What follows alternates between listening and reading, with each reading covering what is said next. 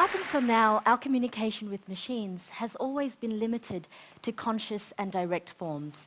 Whether it's something simple like turning on the lights with a switch, or even as complex as programming robotics, we have always had to give a command to a machine, or even a series of commands in order for it to do something for us. Communication between people, on the other hand, is far more complex and a lot more interesting because we take into account so much more than what is explicitly expressed. We observe facial expressions, body language, and we can intuit feelings and emotions from our dialogue with one another. This actually forms a large part of our decision-making process. Our vision is to introduce this whole new realm of human interaction into human-computer interaction so that computers can understand not only what you direct it to do, but it can also respond to your facial expressions and emotional experiences. And what better way to do this than by interpreting the signals naturally produced by our brain, our center for control and experience? Well, it sounds like a pretty good idea, but this task, as Bruno mentioned, isn't an easy one for two main reasons. First, the detection algorithms. Our brain is made up of billions of active neurons, around 170,000 kilometers of combined axon length. When these neurons interact, the chemical reaction emits an electrical impulse which can be measured. The majority of our functional brain is distributed over the outer surface layer of the brain, and to increase the area that's available for mental capacity, the brain's surface is highly folded.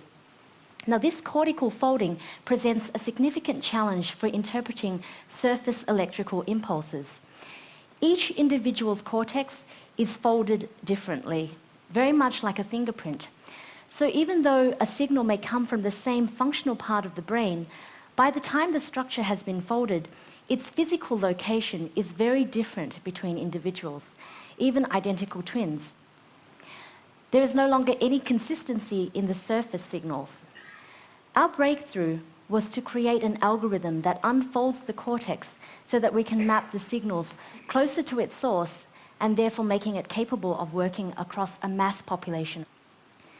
The second challenge is the actual device for observing brainwaves. EEG measurements typically involve a hairnet with an array of sensors like the one that you can see here in the photo.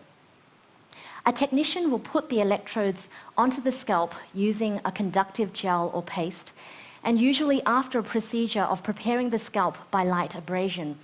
Now, this is quite time-consuming and isn't the most comfortable process. And on top of that, these systems actually cost in the tens of thousands of dollars. So with that, I'd like to invite on stage Evan Grant, who was one of last year's speakers, who's kindly agreed to help me to demonstrate what we've been able to develop.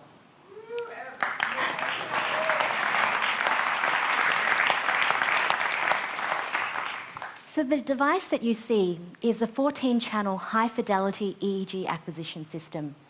It doesn't require any scalp preparation, no conductive gel or paste.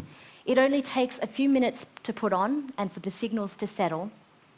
It's also wireless, so it gives you the freedom to move around. And compared to the tens of thousands of dollars for a traditional EEG system, this headset only costs a few $100s.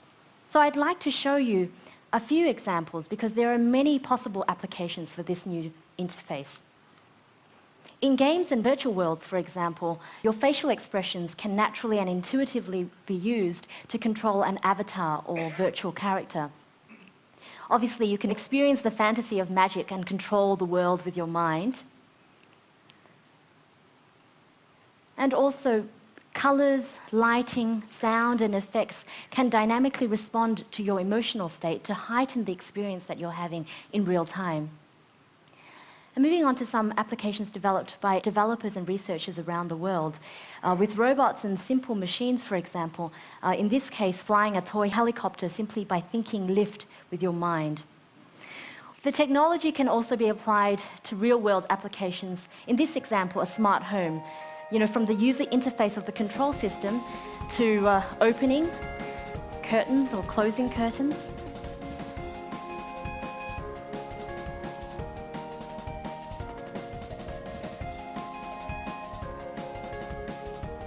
And of course also to the lighting, turning them on or off. And finally, to real life-changing applications, such as being able to control an electric wheelchair. In this example, facial expressions are mapped to the movement command. Now blink right to go right.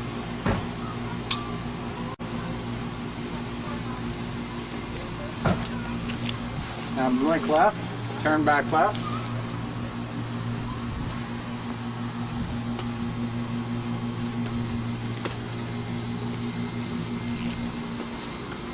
Now smile to go straight. We are really, thank you. We are really only scratching the surface of what is possible today. And with the community's input and also with the involvement of developers and researchers from around the world, we hope that you can help us to shape where the technology goes from here. Thank you so much.